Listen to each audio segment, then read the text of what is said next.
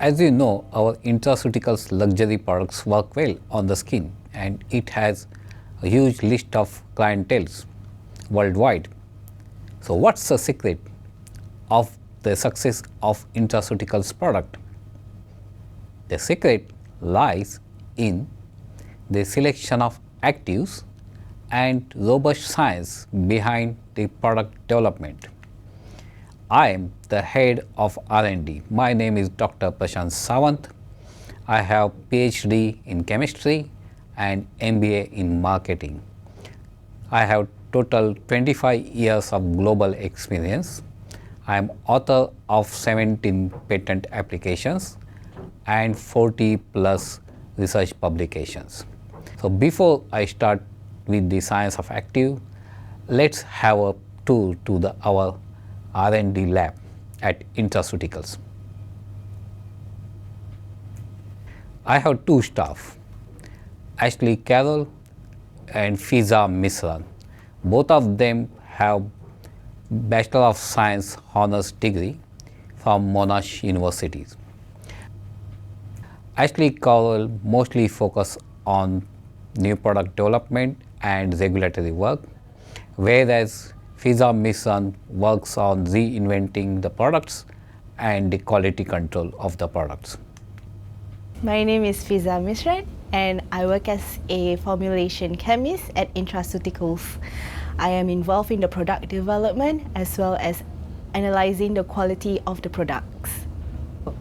To analyze the quality of the products, we use a machine called TurbiScan. The uniqueness of this machine that it measures the dynamic turbidity of cosmetic products. This helps us predict the stability of the products. And in turn, it reduces the development time by a few months. Our R&D, as you can think, is not just development of the products or development of the new products. It has a lot of responsibilities. Top responsibility is the innovation. Innovations to create solutions to the existing problems, create new technologies and new products. So in addition to innovations, we also do new product development, market research to know what are the trends in the global market. Then we do collaborations with Monash University and RMIT University to make sure that we have all the required facilities and all the required expertise. In addition to all this, we also maintain the product quality by doing the quality control. Also, we look after the regulatory documents for the global regulatory agencies. So we reinvent products with the new actives and excipients so that the customers can always get newer versions of product. We have key facilities to do our R&D work. So we have instruments like dynamic TurbiScan, which not all companies have this kind of instrument. We also have incubators to understand the shelf life stability of products. At Intraceuticals, we also like to use another means of quality control with all of our products. We use the 45-degree incubator in order to test all of our samples at a different range of temperatures. This tests the stability of all of our products and ensures that all the products that we have at Intraceuticals are of a high quality standard. We also have mechanical stirrers, different types of mechanical stirrers. For the product development, we use the viscometer as one of the quality control method. I hope you all are impressed with our R&D lab, R&D facilities and R&D staff. Let's now talk about the selection of actives.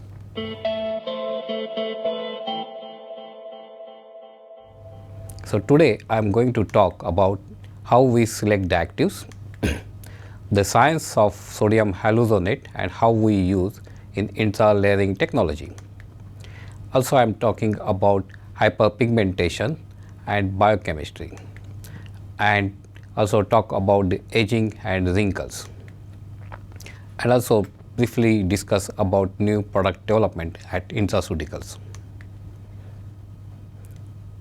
So, as a R&D scientist, number one thing we do is the innovations to solve problems, create novel solutions, technologies and products, and also continuously improve the quality of products. Also, we focus on unmet customer needs to make sure that we give them products with instant and sustainable efficacy. So, we select the actives and excipients which are very unique, either in their mechanism or from their source. For example, Australian Kakadu plums, they can only find in the Kakadu region of Australia. And these actives should be very novel. For example, again Kakadu plum, which has 60 to 100 times more vitamin C than oranges. Also, we focus on quality of our products and safety of our products. We select all the actives based on the statistical efficacy data, and most of our actives are naturally sourced. We do have collaborations with some Melbourne-based uni for our research. So, let's talk about the science of sodium hyaluronate. As you know, these sodium hyaluronates have diverse biological roles. They are vital component of connective tissues. They form the hydrated matrix for cell growth and proliferations, and also they help intracellular signaling. So, we use 3 types of sodium hyaluronates based on their molecular weight. Small molecular weights, they are around 50 kilodalton, medium molecular weight around 1000 kilodalton, and very high molecular weight around 2 megadalton. So, the reason we use 3 different types of sodium hyaluronate, because the low molecular weight sodium hyaluronate can absorb well and sits in the cell tight junctions, and they can moisturize the tight junctions of the cell very easily. So, as you can see from this graph that the low molecular weight sodium hyaluronate can moisturize the tight junctions and reduce the roughness by around 66%. Okay, so this slide shows that the sodium hyaluronate can easily moisturize the tight junctions and help the development of proteins like procollagen. So, because of the moisturization, the low molecular weight can generate the procollagen at the interface, which can help reduce the wrinkles. Now, we come to the medium molecular weight sodium hyaluronate. They are bigger in size compared to the low molecular sodium hyaluronate, and they can still absorb well in the epidermis layers, and they can interact with hyaluronan receptors and they can help reduce the redness of the skin in addition to moisturizing the epidermis. So, the low molecular weight sodium hyaluronate moisturize at cell junctions, whereas the medium molecular weight hyaluronates, they moisturize the epidermis. So, we will talk about now high. So, as you can see in this slide, the low molecular weight sodium hyaluronate, they interact with the receptors like CD44 and help fibroblast migration, keratinocyte proliferation, and also show some microbial activities. The high molecular weight sodium hyaluronate, which are higher in size or high in size compared to low molecular and medium molecular weight sodium hyaluronate, they can cover the broad range. So, they also covers the CD44 and plus the other receptors that are responsible for redness of the skin. So, in principle, the low molecular weight sodium hyaluronate moisturize the cell junction, help development of pore collagen. Then the medium molecular weight moisturize the epidermis layers, whereas the high molecular weight sodium hyaluronate can seal the moisturization, can form film on the top of the skin. So that's how we use these three different types of sodium hyaluronates in our three-layer system. So the three-layer system is made up of serum with the predominantly with the low molecular weight sodium hyaluronate, then followed by the gel which contains predominantly medium molecular weight, and followed by the sealing cream which predominantly contain high molecular weight sodium hyaluronate. We also use proteins and peptides in our products. Peptides are multifunctional actives. They are short chain of amino acids, and they have like less than 10 amino acids. And there are 5 different types: signaling peptides, carrier peptides, enzyme inhibiting peptides, neurotransmitter peptides, antimicrobial peptides. We'll see some of these peptides in the later slides. So they are signaling peptides, like they can stimulate collagen or sodium hyaluronate. Also the enzyme inhibiting peptides, they can inhibit tyrosinase, which we can use for the Opalence product. The carrier peptides also we use in our Clarity products. So, so one of the important vitamins in our products is a vitamin C, sodium ascorbyl phosphate. So we source the sodium ascorbyl phosphate from kakadu plum extract, which is also scientifically termed as Terminalia ferdinandiana fruit extract.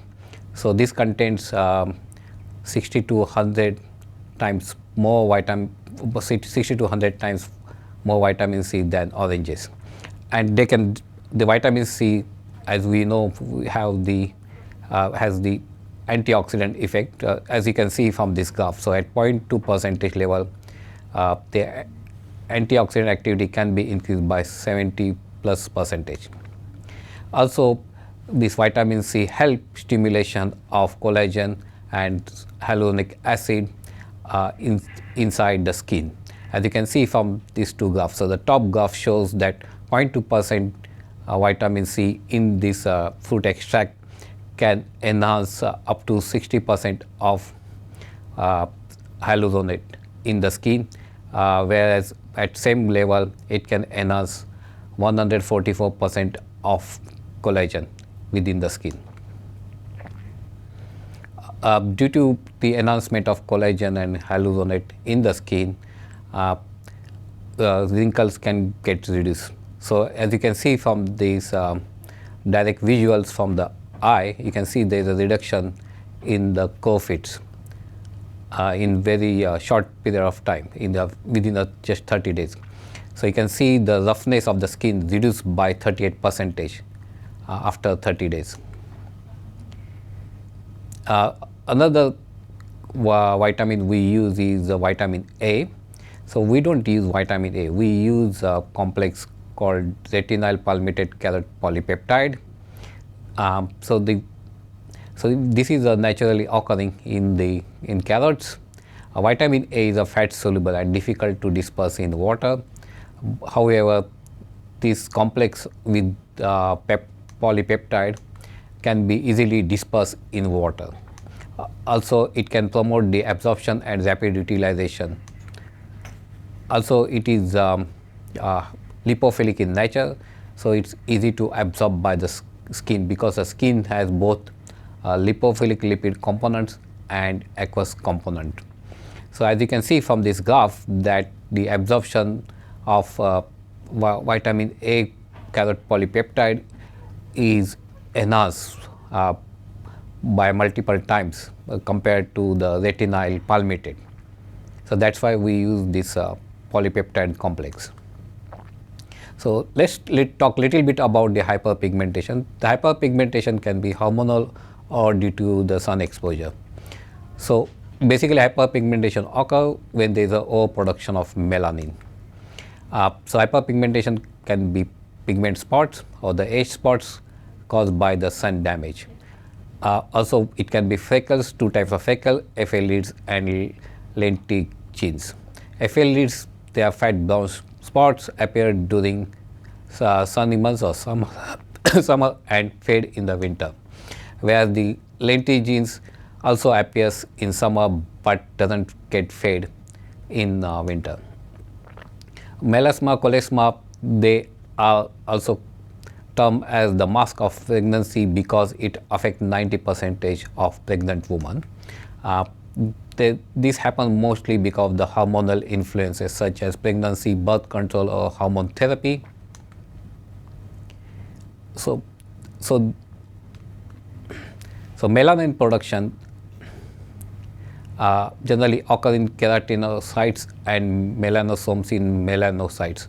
So these melanocytes, they are situated around dermis epidermis junction. So this is the overall schematic of the melanin synthesis in the body. So as you can see, there are diverse mechanisms and there are two types of melanin, pheomelanin and eumelanin. So we select the actives which can target the certain pathways of this melanin synthesis. So basically, if we want to get this skin whitening, we need to attack the melanogenesis pathways. So we can either inhibit the tyrosinase or we can inhibit alpha MSH, that is melanocyte stimulating hormones, or CAMP pathways, or prevent the transfer of melanosomes to the keratinocytes, or directly destroy the existing melanin, or destroy the melanocytes. So the different pathways are depicted in the picture in this slide. So we use a few different types of actives. So one of them is nonapeptide 1. So this nonapeptide, the peptide is basically made up of different amino acids which are depicted in the figure. So these amino acids, they arrange in a certain order, and then they arrange, that order is repeated 9 times. That's why they call it as nonapeptide. So nonapeptide they block the MC1R receptors. These MC1R receptors, they are similar to MSH receptors. So they block this receptor and then they block the melanin formation, and they also block the transport of melanin to the keratinocytes. This nonapeptide is as such highly toxic to these melanocytes at very low concentration. So its IC50 that represent the toxicity is only 3.7 nanometers. The advantage is that we can use very low amount of nonapeptide to stop the tyrosinase or the transport of melanin or the overproduction of the melanin.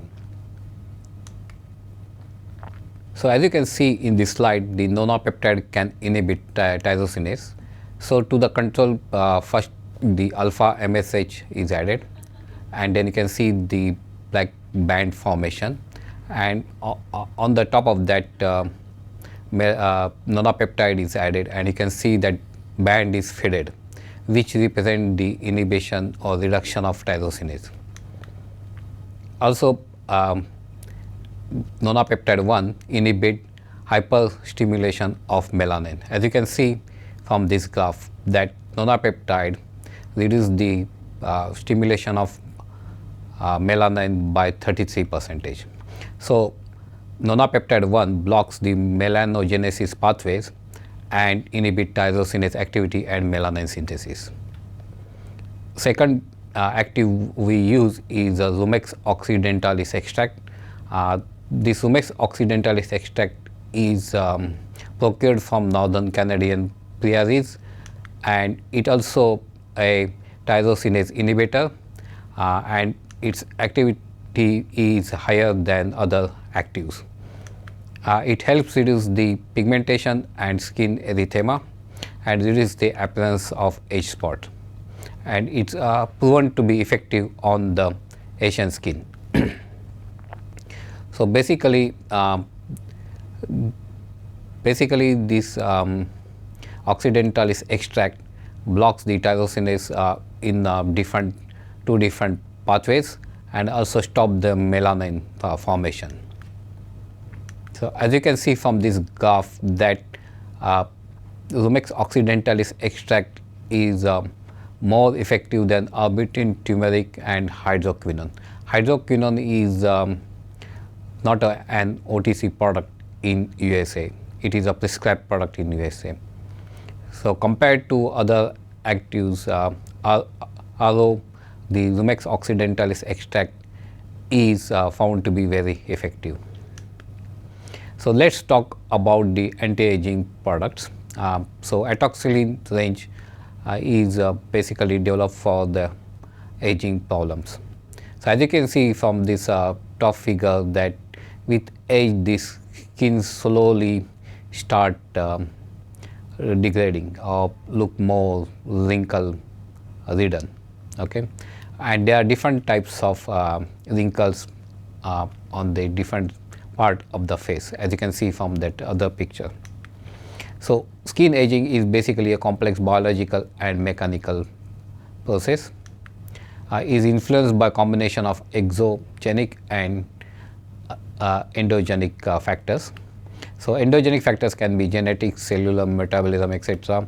Exogenic factors can be chronic light exposure, pollution, etc.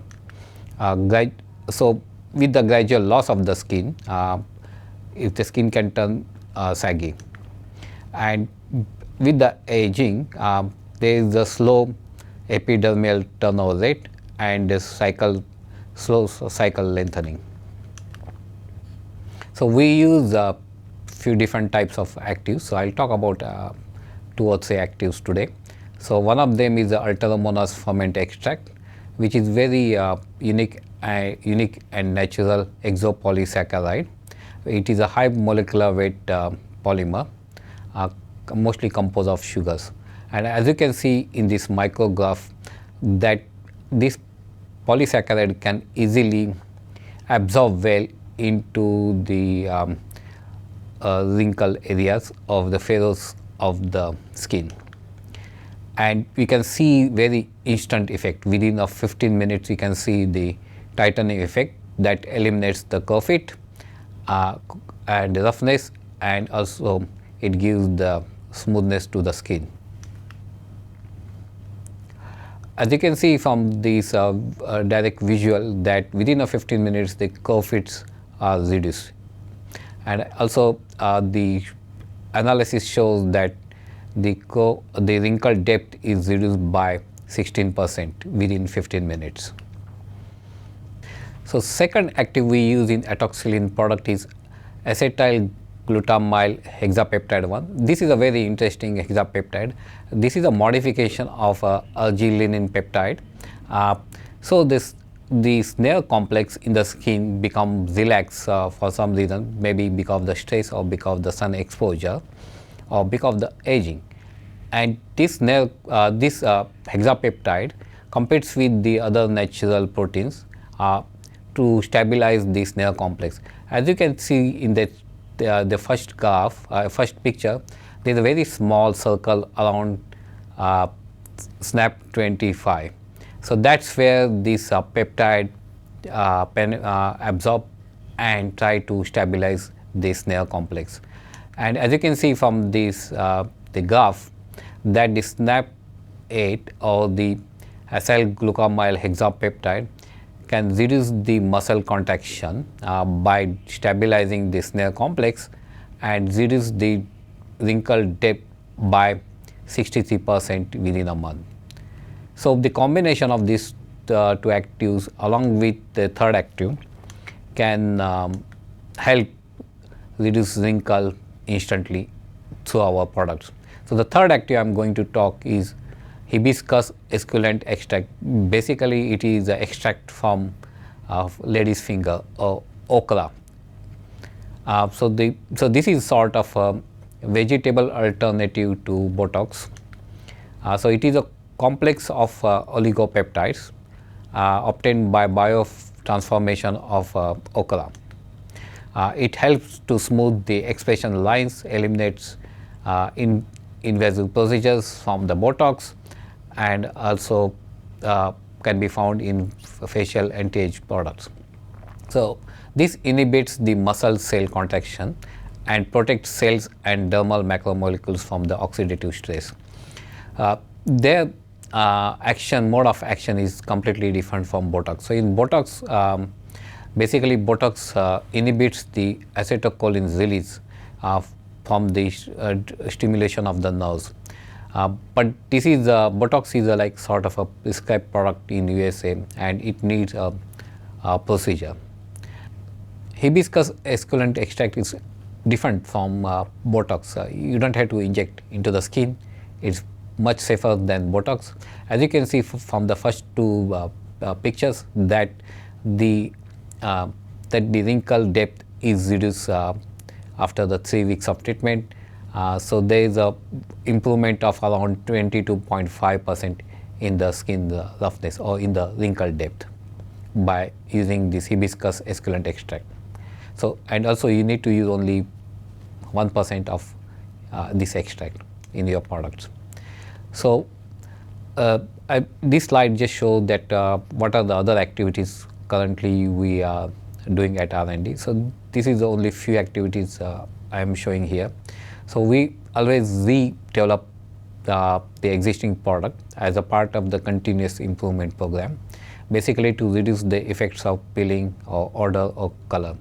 So as you know that we use a lot of natural actives, and so when we source these natural actives from different parts of the world, their color or odor varies a lot based on the season, based on the tree, and based on the extraction method. So we need to readjust this color and odor for every batch. So that's why we always do the improvement in the quality of the product. Also, we are working on the new peptide boosters and also Hi-Fi serum, and there are a few other projects in the pipeline. And I hope that you can see these new products next year. So in conclusion, so basically at Intraceuticals, we are scientifically choosy about the selection of actives and excipient. We utilize highly stringent and evidence-based research, and we also utilize statistics when we select the actives. So our product development is customer focused. We try to meet the unmet needs of the customers. So our product development is purely based on robust science. So all our products tested internally before we start selling externally. And thank you very much for your kind attention. As you can see from this picture, that what you can see is the tip of the iceberg, which I represent as a products, but actually you can see the below water we do hell lot of R&D work. Thank you again.